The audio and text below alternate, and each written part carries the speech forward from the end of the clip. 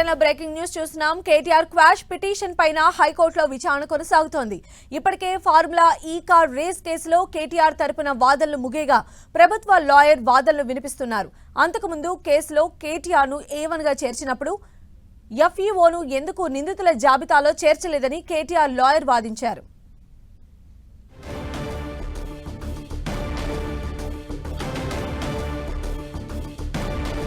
So KTR quash petition పైన హైకోర్టులో విచారణ కొనసాగుతోంది. అయితే ఇప్పటికే ఫార్ములా ఈ కార్ రేస్ కేసులో కేటీఆర్ తరపున లాయర్స్ వాదనలు ముగిసినట్టుగా తెలుస్తోంది. ప్రభుత్వ లాయర్ తన వాదనలు వినిపిస్తూ ఉన్నారు.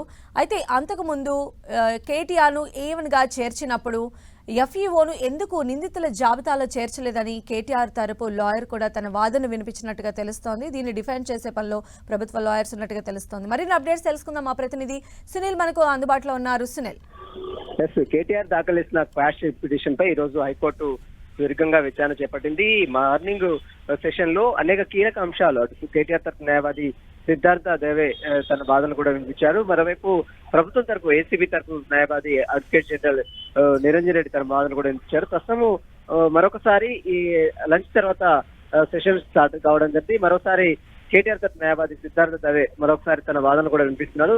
ఒకటే చెప్తున్నారు, కేటీఆర్ ని ఈ కేసులో రాజకీయ దురుద్దేశంతోనే ఇరికించారు. కేటీఆర్ కి ఫార్ములా ఈ కంపెనీకి సంబంధించిన దాంట్లో ఎలాంటి సంబంధం లేదు, అంతా కూడా నిబంధనల ప్రకారమే జరిగింది.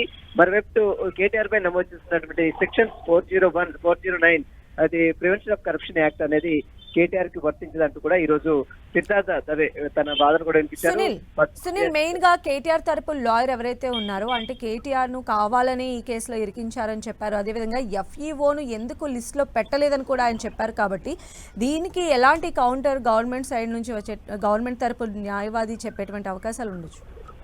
ప్రధానంగా కేటీఆర్ తరపు న్యాయవాది సిద్ధార్థ దవే దీంట్లో కేటీఆర్ మాత్రమే చేర్చారు, FEOని మరి ఎందుకు చేర్చలేదు, కేటీఆర్ ఎక్కడైనా నిధులు దుర్వినియోగం చేసినట్టు ఎక్కడైనా ఉందో దానికి సంబంధించినటువంటి అన్ని అగ్రిమెంట్స్ ఉన్నాయి. కాబట్టి అగ్రిమెంట్ ఉంటే తప్పేటట్టు కూడా హైకోర్టు ఒక సందర్భంలో ప్రశ్నించింది.